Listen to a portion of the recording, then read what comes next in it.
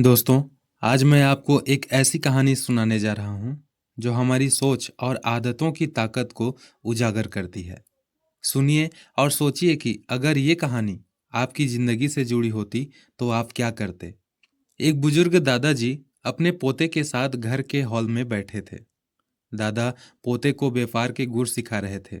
तभी पोते ने दादा से एक सवाल पूछा, जिसने उन्हें सोचने पर मजबूर कर दिया। पोते ने कहा, दादाजी, गरीब लोग अमीर क्यों नहीं बन पाते? और जो दान हम मंदिरों में करते हैं, क्या वो गरीबों को नहीं दिया जा सकता? दादाजी मुस्कुराए और बोले, इसका जवाब मैं तुम्हें एक प्रैक्टिकल के जरिए दूंगा। इस साल हम मंदिर में दान नहीं करेंगे, इसके बजाय इसे दो लोगों में बांटेंगे। दूसरे ही दिन दादा और पोता एक गांव पहुंचे, जहां उन्होंने दो लोगों को चुना। पहला आदमी एक गरीब मजदूर था, जो दिन भर मेहनत करता था। दूसरा आदमी एक छोटा सब्जी वाला, जो सड़क किनारे सब्जियां बेचता था। पोते ने दान के रूप में मजदूर को 1 करोड़ रुपए दिए।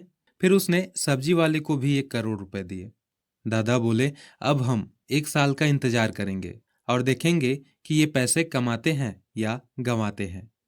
देखते ही देखते 1 वर्ष बीत गया। पोता बहुत उत्साहित था। वह जानना चाहता था कि उन दोनों व्यक्तियों में कौन अमीर हुआ। जब दोनों गांव पहुंचे, तो उन्होंने देखा कि मजदूर का घर किसी महल से कम नहीं था। सामने स्विमिंग पूल था, 4 गाड़ियां खड़ी थी। ये सब देखकर पोता खुश हुआ और बोला, दादाजी, लगता है मजदूर आदमी अब अमीर बन गया है। लेकिन जब मजदूर को उन्होंने उस घर में नहीं देखा, तो खोजने के लिए निकल गए। लेकिन वो फिर से मजदूरी करता मिला। पोते ने उससे पूछा, तुम्हारे पास इतना बड़ा घर है, फिर भी मजदूरी क्यों कर रहे हो? मजदूर ने दुखी होकर बताया, साहब, पैसे मिलते ही दिखावे में उलझ गया। मैंने खूब ऐश किया, घर, गाड़ियां, सोना चांदी खरीदा, लेकिन फिर जुए की लत लगी। जुए की वजह से कर्ज बढ़ गया और अब घर और जमीन भी बेचनी पड़ी। सब खत्म हो गया। ये सुनकर पोता उदास हो गया। अब वो सब्जी वाले के पास पहुंचे। वह अभी भी सब्जियां बेच रहा था। पोता सोचने लगा, शायद ये आदमी भी पैसे गंवा चुका है। लेकिन सब्जी वाले ने उन्हें देखते ही पहचान लिया और दौड़कर उसके पास आया। उसने कहा, साहब, आपने मेरी तकदीर बदल दी। आपके पैसे ने मुझे नया जीवन दिया। पोते ने पूछा, तुमने उन पैसों का क्या किया?